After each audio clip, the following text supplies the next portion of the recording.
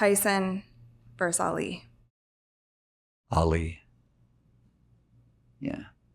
And I'll base that on a few different things. One would be Ali because my heart would say Ali. And like I just said it instantly. Right. And Mike Tyson is one of the most devastating punchers in boxing history, heavyweight history.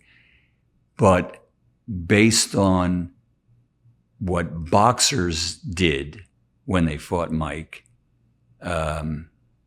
would have to be my decision there too. Like if I wasn't totally in love with the whole history of Muhammad Ali and then would be more objective, I would then have to look at fighter styles and what they've done.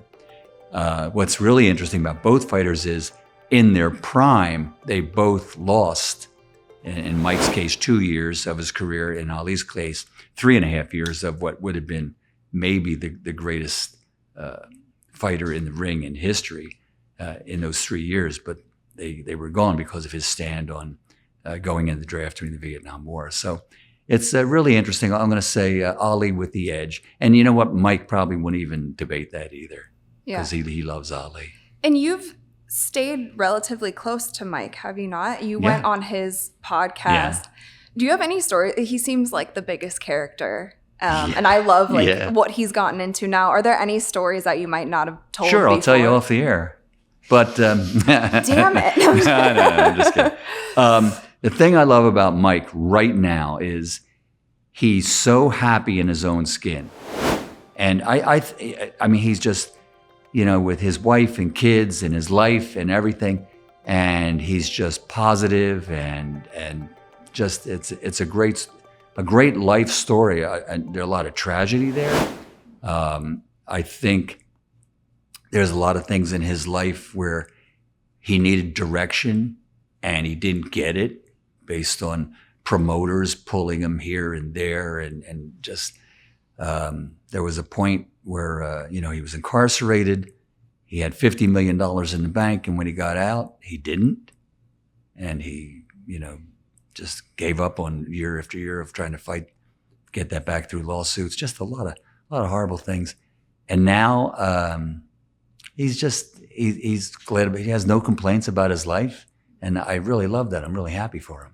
He's unapologetically him. Yes, yes. And when I'm in this space where I watch a lot of YouTube and listen to podcasts, and he's popping up on all these different platforms that I watch.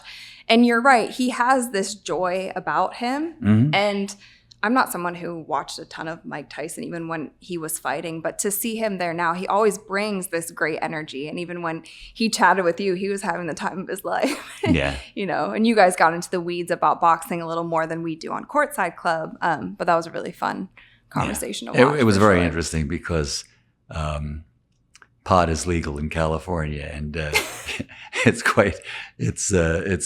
all over the place on his show. And wait, but can I tell you, I was reading some of the comments, and they were like, Buffer has a contact high right now. He's just like totally vibing out.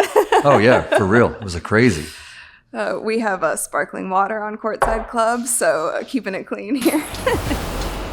What's up, guys? It's Rachel DeMita. Thank you so much for watching Courtside Club. Make sure that you like, rate, and subscribe to ESPN's YouTube channel and wherever you listen to your podcast. We have new episodes coming to you guys every single week, so stay tuned for that, and I'll see you soon.